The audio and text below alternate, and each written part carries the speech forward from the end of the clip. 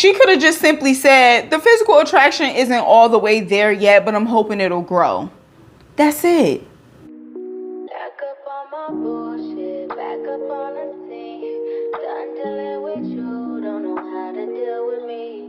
Done fucking with you, don't know how to love me. Hey y'all, what's up? Welcome back to the channel. Welcome if you are new. I'm Sharron. What's up? So today we're going to be reviewing Married at First Sight season 16 Nashville episode 5. So let's get into it. So the episode picks up with them like waking up. This is their official full first day on their honeymoons, and we get like just each couple in their room or whatever, just talking about the night.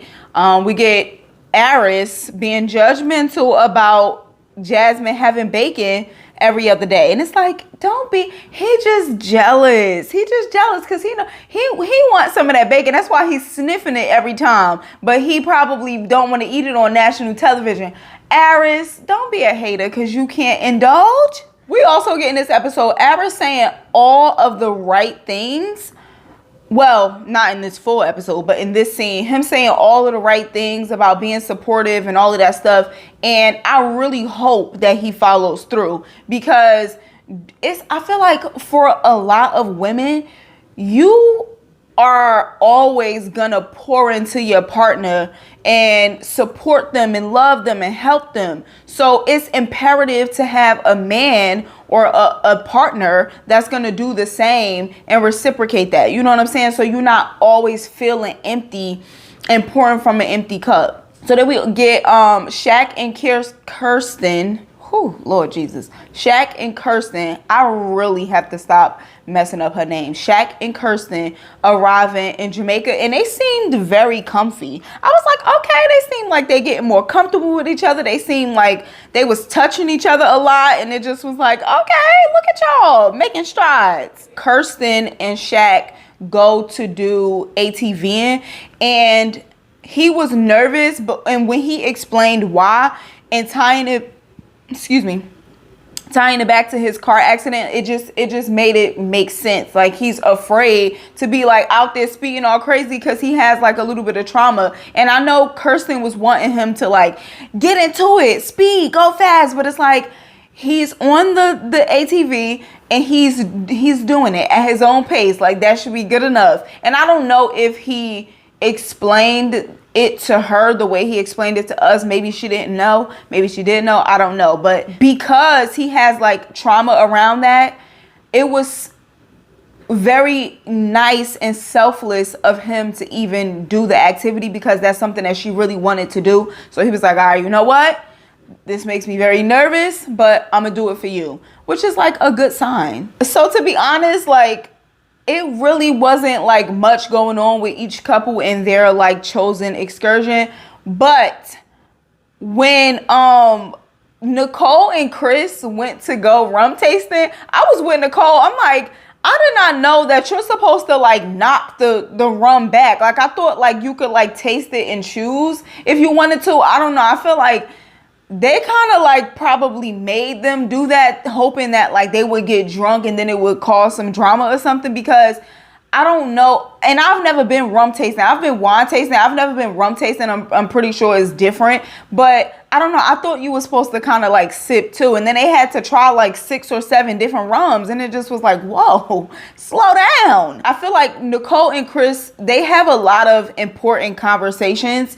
And not to say that the other couples don't either, but I feel like when they are having their conversations, it feels like their intention is to really understand and figure out like, okay, are we gonna mesh? Are we gonna fit? What is gonna be? So then we get also in this episode, because now I'm really just only gonna talk about the like important stuff, because again, I feel like they be kind of dragging these episodes out just a little bit. But we get I was about to say Kirsten again. We get Kirsten and Shaq talking, and this is where she basically tells him that she wasn't initially attracted to him. And I feel like that kind of like hurt his feelings, and he tried to like play it cool. And I feel like to anybody it would make them feel a little taken aback, right? Like, what? Like, you didn't think I was attractive? Like, you know, but because, you know, we love to think everybody type, but it's like, we not, okay? Some people are not going to think you attractive. It's fine. I liked that she didn't, like, the way she delivered it. And I also have to say, as these episodes progress, I really like Kirsten. It's something very, like, calm about her that I like. Like, she seems like a cool, calm, collected type of a chick. Being attracted to the person that you with is important, right? But I feel like that's not the most important thing, because it's better to have somebody who really likes you and is attracted to like the things that aren't physical in a sense, right? Like, cause your face, something can happen to your face. You know what I'm saying? Like, you don't want the person to only be attracted to you like in a physical sense. So I think it's nice that they trying to like, well, she trying to, because he already attracted to her in every way, but she trying to like, you know, let it build up and stuff. And sometimes it be like that. Sometimes you see somebody that you wouldn't initially be attracted to off physical appearance, but then you get to know them and you are so attracted to their personality or the way they think, or just like stuff like that, which I feel is a little bit more important. Like, yes, it's important to like have a little bit of the physical attraction, but I feel like if you are attracted to somebody in those other areas, naturally you'll be physically attracted to them too. So then another thing that happened in this episode, Aris and Jasmine were talking at dinner, and she says, you can ask me anything you want. And this man proceeds to ask her what's her favorite sex position. What? And then when she declined to answer, I felt like he was still pushing the sex conversation, and she was clearly uncomfortable and didn't want to talk about it. So it's like, once you noticed that she was uncomfortable, why are you still asking her more questions about sex? And then he like, well, we adults, like, what's wrong with that? And it's like, because she don't want to talk about that. For one, you low-key a stranger, and then y'all on national TV. And he talks like, it's giving, lady, it's giving, you should calm down on that. Like, calm down. Y'all are 5 days in to even knowing each other. So relax on the sex talk. Like, that'll come. See, for me, that's one thing that will surely turn me off, and I won't talk to you no more if you bring up sex too early. Because it's like, what? Like, I don't even know you yet, and you're talking about sex. Chill out. Another thing that happened in this episode was Gina and Clint having a conversation, and her basically saying that she is not attracted to him and she don't feel that physical attraction, but she's hoping that it will grow. But then she decides to double down, and then she says, and I don't usually like gingers. I don't like redheads, or whatever she said. It just was like, Miss Girl, there was just so many other ways she could have said that, and then she didn't have to double down with the whole she don't like gingers or redheads. Like, that was just, She could have just simply said, the physical attraction isn't all the way there yet, but I'm hoping it'll grow. That's it.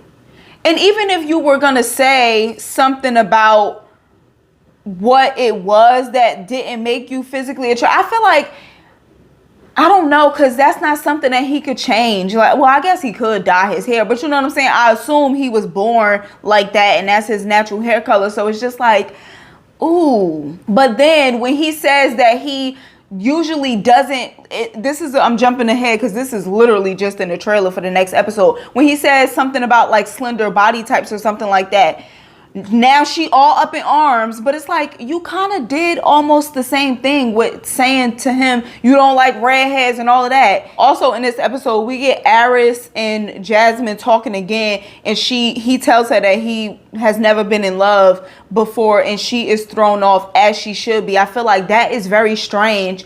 And I thought that he had never been in a real relationship. I thought that's why he had never fallen in love, because I thought he had never been in a real relationship. But he said he was in a relationship for a year and a half. You was in a relationship for a year and a half.